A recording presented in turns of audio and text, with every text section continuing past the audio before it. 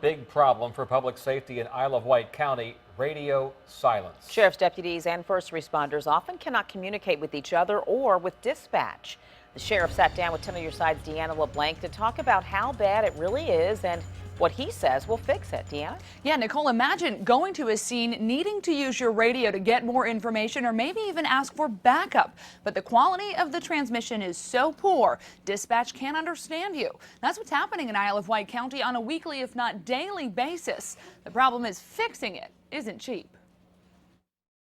911 was the address of your emergency. 911 communication centers are the public's lifeline in an emergency. They're also the lifeline for those who risk their lives to keep you safe. But in Isle of Wight County, that radio system is broken. It's garbled, it's unintelligible, you can't hear. Sheriff Mark Marshall says the problem is with the age and quality of equipment. Your phone calls into 911 work just fine, but while in 40% of the county, first responders cannot clearly radio to dispatch, to each other, or to neighboring jurisdictions.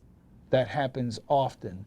It happens too often. You're about to hear a typical radio transmission in Isle of Wight. The deputy is alone, trying to take someone into custody who becomes combative. Then a second person runs up on the deputy. He needs backup.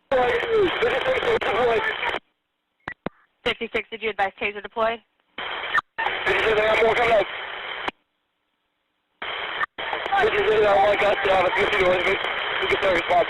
I've got a deputy that's in grave danger, and yet nobody can make out what is going on. Here's what an upgraded system sounds like. This one in York County. Robbery with a weapon, 8102, 8102, Route 17 at the Shell gas station. Central, I'm here at Fort Eustis and 17. Is that it?